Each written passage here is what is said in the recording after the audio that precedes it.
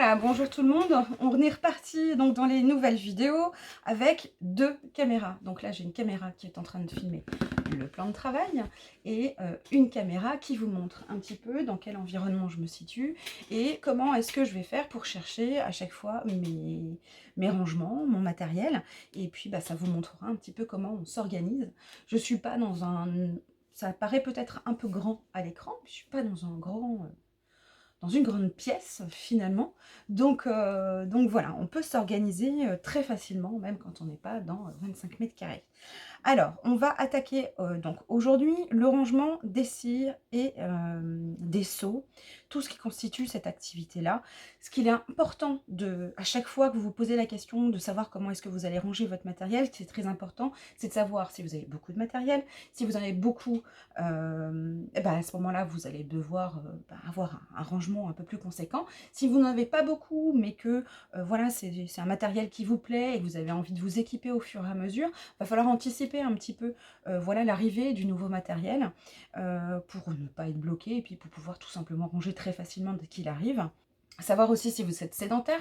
Donc à ce moment-là, si vous êtes sédentaire, vous avez un rangement qui ne bouge pas, hein, vous le laissez à l'endroit voulu, vous arrivez à le chercher très facilement et voilà, ça vous convient, ça suffit. Par contre, si vous êtes un petit peu nomade aussi, si vous sortez avec votre matériel, vous allez peut-être choisir un rangement plutôt qu'un autre.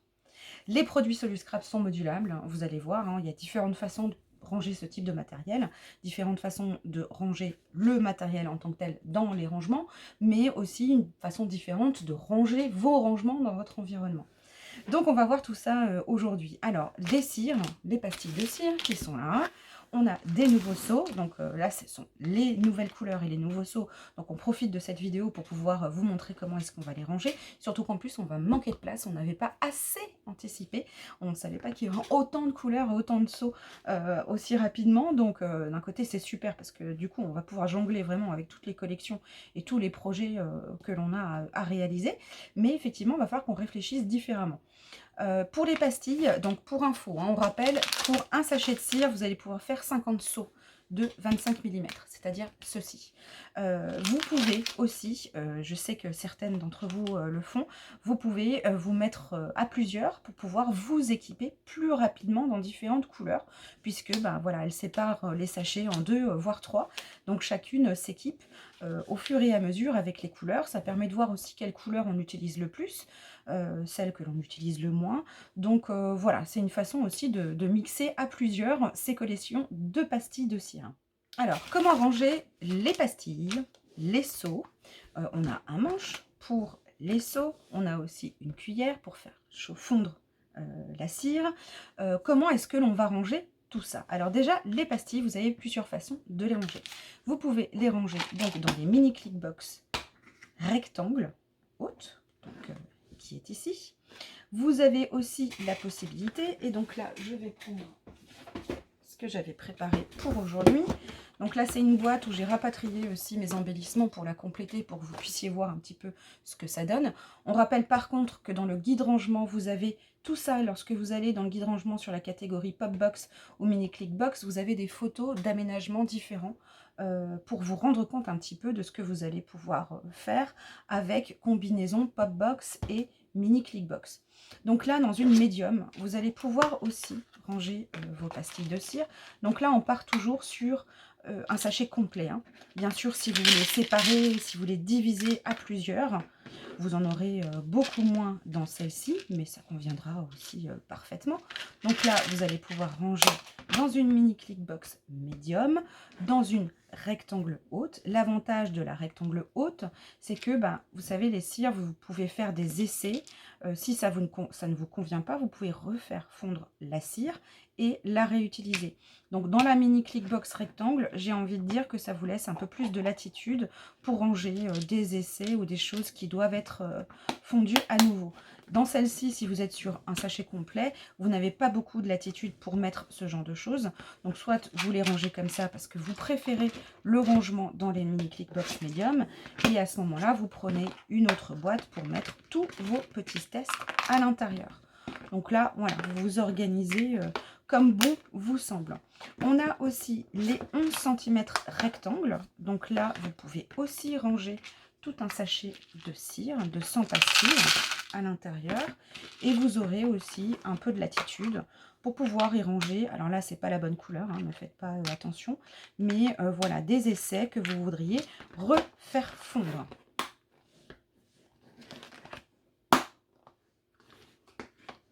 Alors après, vous pouvez aussi choisir, vous n'avez peut-être pas forcément envie de les trier par couleur, parce que vous n'en avez pas beaucoup, parce que ça, les couleurs que vous avez vous suffisent. Donc à ce moment-là, vous pouvez partir sur une boîte un peu plus grande, par exemple celle-ci.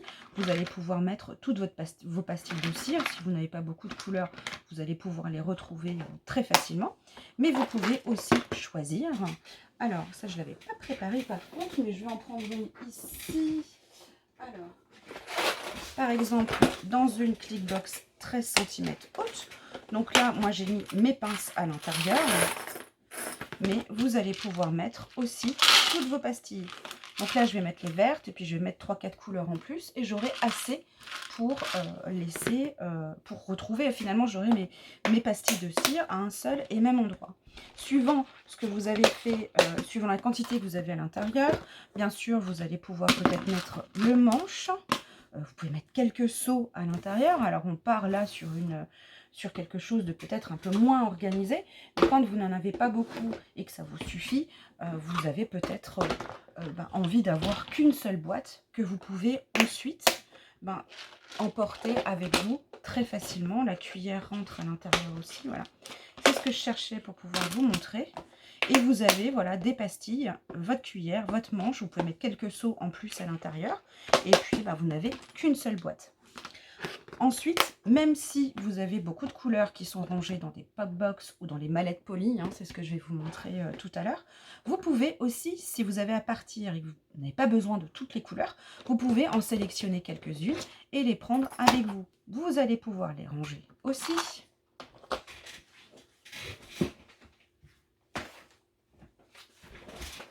Par exemple, alors il faut que je me cale sur les deux caméras. Vous allez pouvoir les ranger très facilement à l'intérieur de votre sacoche créative, par exemple. Vous allez pouvoir en mettre plusieurs. L'insert à l'intérieur s'enlève, donc si vous en avez quelques-unes, vous pouvez les mettre à l'intérieur de votre sacoche et partir uniquement avec les couleurs de cire dont vous avez besoin.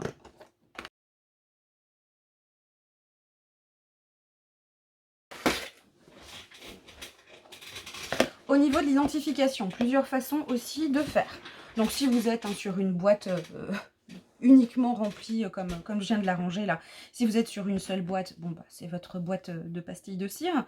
Par contre après, donc soit vous pouvez choisir d'avoir des étiquettes, donc ça c'est les étiquettes éphéméria, autocollantes, où vous marquez la couleur dessus. Là j'ai choisi moi de noter les couleurs sur la boîte directement avec les feutres Identipen que l'on a donc au catalogue. Vous les nettoyez très facilement avec un nettoyant à base d'alcool, vous l'enlevez et puis vous pouvez réécrire à souhait ce que vous avez à l'intérieur de vos boîtes, surtout qu'après, si vous choisissez une autre façon de ranger vos pastilles de cire, vous allez libérer vos petites boîtes pour autre chose. Donc voilà, donc ça se nettoie assez facilement. Elles sont transparentes, donc généralement on voit les nuances de couleurs. Donc par exemple ici dans la mallette polie, donc je sais que là j'ai des jaunes, là j'ai les rouges, là j'ai des verts, là j'ai des bleus. Là c'est vraiment une question d'habitude et de choix.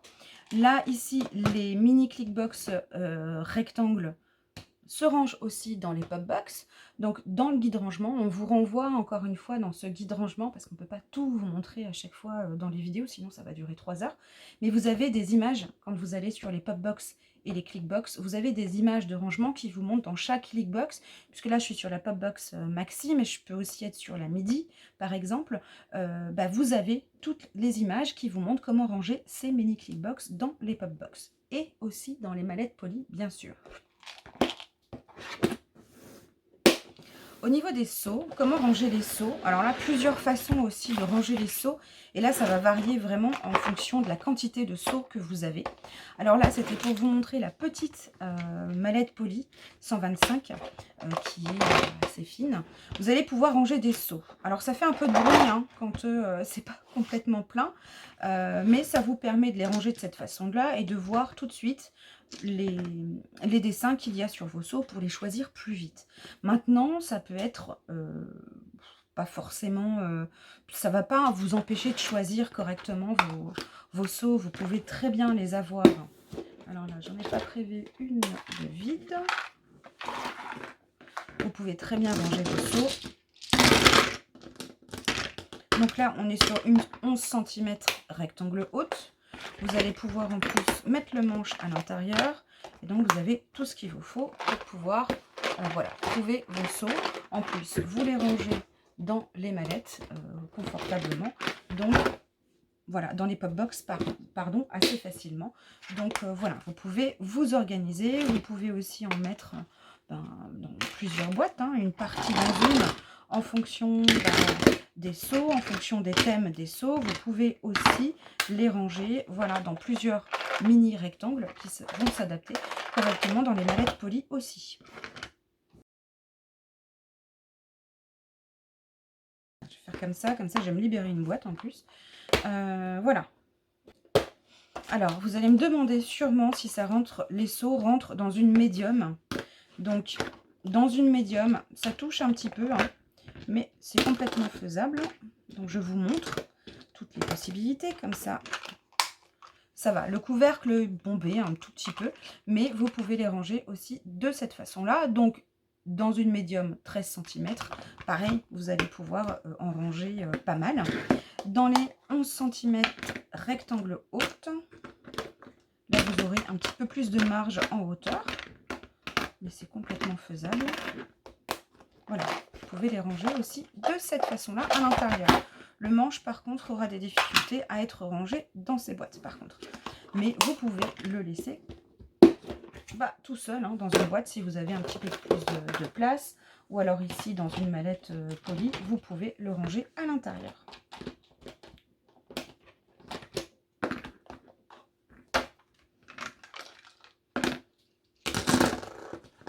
Alors, moi, je vais juste les remettre là-dedans parce qu'il y en a d'autres qui vont arriver.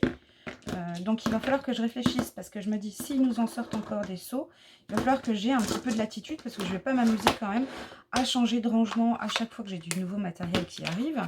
Donc, voilà, j'aime bien avoir un peu de latitude, avoir des rangements vides qui me permettent vraiment d'aller vite au moment où du nouveau matériel arrive.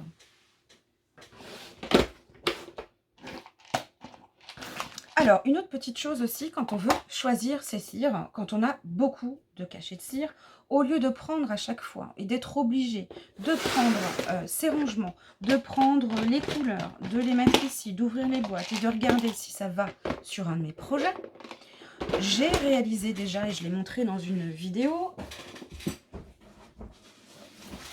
j'ai donc mon organiseur Moka avec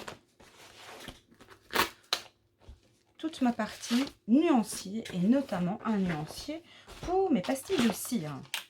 Donc là, je l'ai faite sur une feuille noire pour qu'on puisse bien voir les cires. J'ai mis avec un Posca blanc le numéro, enfin le nom des couleurs. Et donc je peux, sans avoir à sortir tout ça, j'ai mon projet, je vais pouvoir tout de suite savoir quelle couleur il va me falloir dans mon projet. Donc ça déjà c'est une façon d'aller un petit peu plus vite et de pouvoir aussi faire son nuancier, de savoir quelle couleur on a, quelle couleur on n'a pas. Voilà, donc ça va vite à faire. Vous voyez, ça se range assez facilement. J'ai mis une feuille transparente ici pour éviter que ça ne touche mes autres feuilles à l'intérieur de mon organiseur Moka. Ah bah voilà, elle est ici. Voilà, donc c'est très simple à faire. Et ça nous permet de retrouver très facilement les couleurs que l'on souhaite utiliser. Donc, par exemple,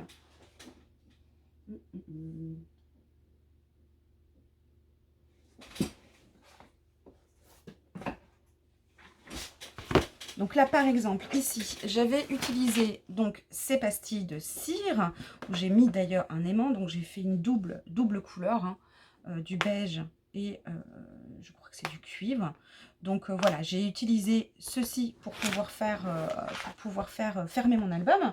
Mais avant de pouvoir choisir mes couleurs, avant de tout sortir, d'avoir à sortir toutes mes cires et d'avoir un petit peu de bazar sur mon plan de travail, ben, j'ai tout simplement pris mon nuancier et j'ai regardé en fonction de la collection de papier et en fonction de ce que j'avais à faire, et ben j'ai pu tout simplement choisir la couleur. Donc là, en fait, c'est du rose ancien que j'ai choisi avec le beige. Donc voilà.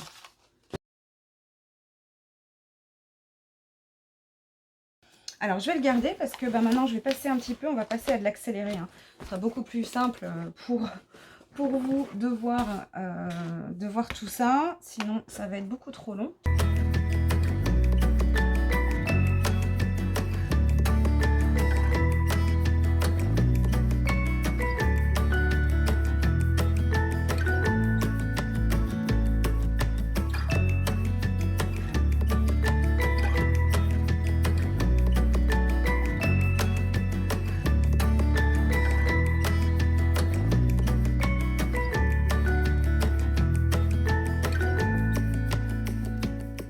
Voilà, j'ai fini un petit peu, je les ai j'ai mis un petit peu toutes les couleurs sur mon plan de travail pour que vous puissiez bien voir. Donc, on en a déjà 40. On a 40 couleurs. Sachant qu'il peut y en avoir encore un tout petit peu, puisqu'on a des choses qui sont nacrées, d'autres qui ne le sont pas. Donc, mes d'avis qu'il va y arriver encore un petit peu de couleur. Donc, là, j'ai envie d'anticiper, j'ai pas envie d'être bloquée et de devoir changer la prochaine fois que j'ai des nouvelles couleurs qui arrivent dans mes affaires. Donc là, dans les mallettes polies, donc là, on est sur les 155 H, H comme haute. Donc, dans ces mallettes-là, comme vous avez pu le voir tout à l'heure, je ne me souviens plus, mais je crois que j'avais dit 14. 1, 2, 3, 4, 5, 6, 7. Donc 14, 14, ça fait 28. Donc soit je complète avec 2 autres mallettes, et à ce moment-là, je laisserai un petit peu de place. Hein. Je peux mettre déjà des petites boîtes vides qui me permettent, au fur et à mesure, de mettre ce qui arrive à l'intérieur. Oups, pardon. Tac. Par contre, je peux prendre aussi la version supérieure. Donc là, les mallettes polies. Là, on est sur les 220, donc H, toujours H haute. Ou à l'intérieur, donc là, je vous ai mis des rectangles hautes, maxi hautes, pardon, pour que vous puissiez voir. Donc 1, 2, 3, 4, 5, 6, 7, 14, 21. Donc je peux mettre 21 grandes rectangles. Par contre, je peux mettre aussi, alors là, je vais m'amuser à tout enlever.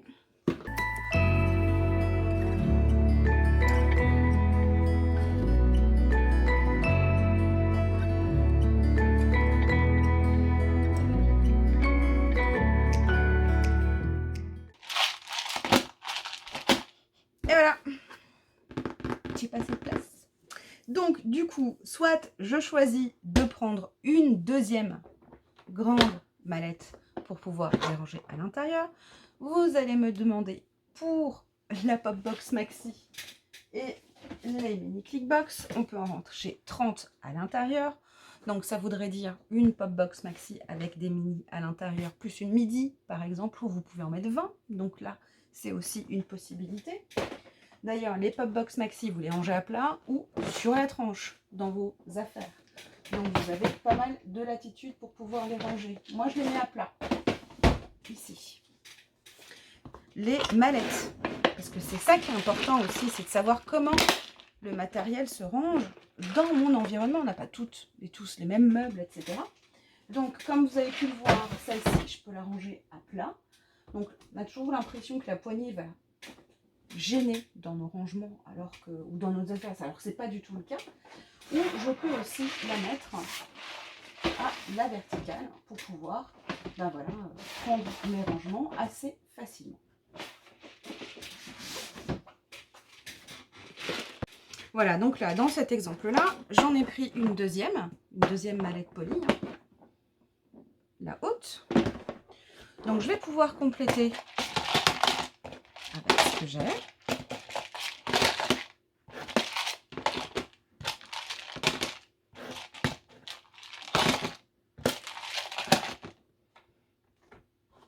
celle-ci, je peux déjà la ranger. Je peux compléter avec d'autres vides. Je peux me faire une rangée déjà. Ah non, ça c'est les hautes. Où sont les petites? Ici. Je peux déjà prévoir une rangée pour le jour où d'autres couleurs arrivent dans mes collections.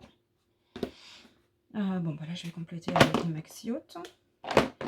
Mes seaux, ben, du coup, je vais pouvoir aussi les ranger, histoire d'avoir tout au même endroit.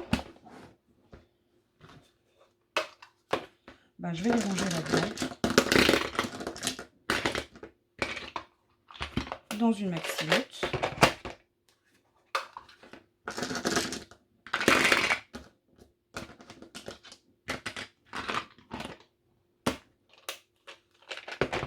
Ma cuillère, je vais la ranger à l'intérieur. Celui-là, pour l'instant, j'ai de la place. Donc là, pour le coup, je peux ranger comme ça. Et je vais mettre celle-ci avec mes petits essais. Ça me laisse encore un tout petit peu de place si j'ai encore des couleurs qui arrivent. Donc j'ai pas mal de latitude. Donc je vais laisser mon rangement pour mes cires de cette façon-là. Et puis, ben, à un moment donné, si je commence à bien les utiliser aussi, je n'ai pas forcément envie tout de suite de me rééquiper avec, avec des cires, ben, je passerai à ce moment-là sur un format un peu plus petit. Ah, j'ai oublié par contre, outil très important lorsque je fais les cires, hop, ma petite palette. Et je vais pouvoir ranger ça dans mes affaires. Donc là, je libère une 125. Où je vais pouvoir ranger du matériel. Je libère 2 mallettes polies 155H. Donc là, je vous invite à regarder dans le guide rangement ce que vous pouvez faire avec ces mallettes, notamment pour vos encres. Donc vous libérez des rangements. Donc bah, à ce moment-là, vous avez encore plus de latitude pour pouvoir ranger d'autres matériels. Donc là, j'ai des rangements vides. Donc ce qui est bien aussi d'avoir des rangements qui nous attendent pour les prochaines choses. Donc moi, je vais mettre mes mini clickbox à l'intérieur de mes mallettes. Je sais jamais, je vais peut-être à un moment donné revoir peut-être mes embellissements. Ils sont bien rangés pour l'instant. Mais voilà, peut-être d'autres choses que vous allez avoir envie de ranger à l'intérieur. Donc je vais les mettre là et je vais les ranger. Ici, il y a un petit peu de place. Et ici, celle-ci, je vais la mettre comme ça, elle passe pas, elle passe debout, mais elle passe comme ça. Voilà, donc il va falloir que je complète aussi mon nuancier avec mes nouvelles cires. Et on va vous montrer aussi qu'il est possible, dans la prochaine vidéo, donc de faire des pastilles de cire sur du tissu. Et puis on parlera aussi du Fabric Booster Odif qui vous permet de rigidifier donc vos tissus pour pouvoir les utiliser dans vos albums ou autres projets créatifs. Voilà, donc on espère que ce nouveau format de vidéo vous aura plu, cette façon de découvrir un petit peu les produits et surtout de faire voilà, un rapprochement avec le rangement concret dans nos meubles. Voilà, donc n'hésitez pas à nous dire ce que vous en pensez. Et puis, on vous retrouve pour la prochaine vidéo. Allez, à bientôt. Ciao, ciao.